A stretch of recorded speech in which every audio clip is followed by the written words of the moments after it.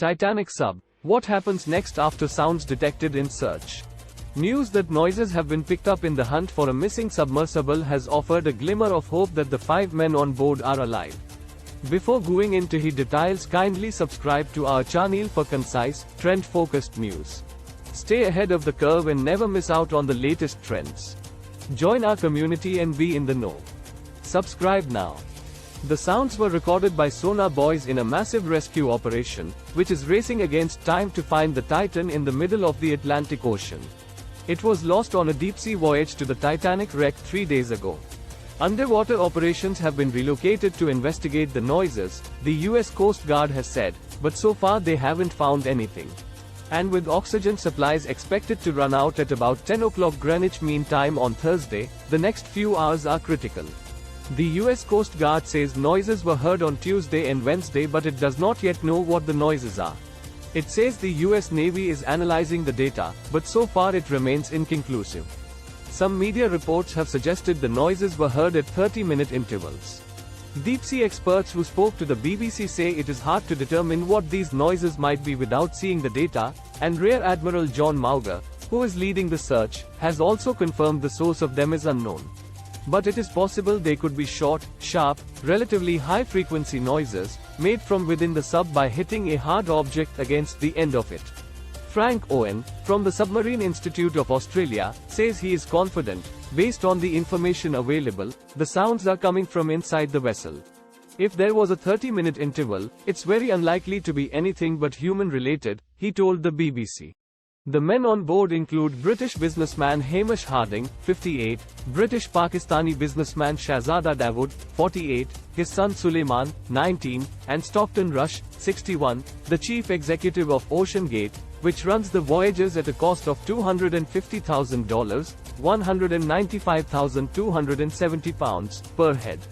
But Mr. Owen says the noises smack of advice, coming from the fifth man inside, 77-year-old Paul Henry Nargeolet, a former French Navy diver and renowned explorer.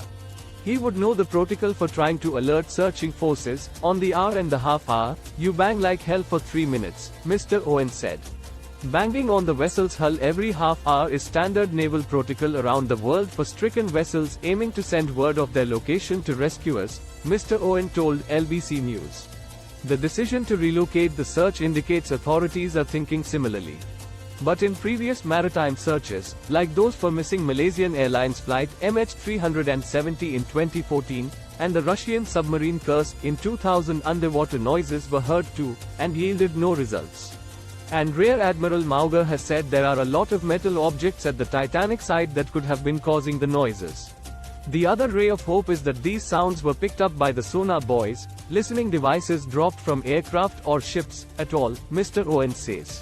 The Titanic lies 12,500 feet, 3,800 meters, beneath the ocean surface, where the buoys sit.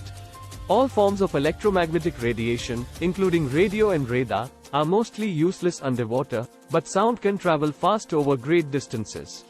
It is possible that noises from deep ocean layers could get through to the sonar buoys, Mr. Owen says, but it is more likely that the sounds are coming from the same ocean layer.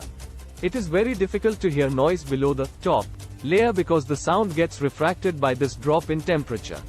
But when it's in that isothermal layer, between the surface and 180 meters, the sound behaves really quite straight. Mr. Owen says if the sounds are indeed coming from the sub, rescuers should be able to locate it pretty quickly. They can lay a pattern of buoys around that area, so they can get cross bearings. The sonar buoys receiver is able to plot that sort of information really very quickly. It would take a very short time to find. Experts say that if one sonar buoy has picked up the sounds, they could locate them to about 1 to 2 kilometers, 0.6-1.2 miles. And if more have picked them up, it could be possible to narrow the search area down to 100 meters. However, the underwater vehicles which have been sent to find the origin of the noise have so far not found anything, the Coast Guard said at a news conference on Wednesday. There are 2 remotely operated vehicles, ROVs, currently searching, and several more were expected by Thursday morning, the Coast Guard said. It would be what happens after the sub is located that could really slow things down, experts say. How deep the vessel is or what problems it faces are both still unknown.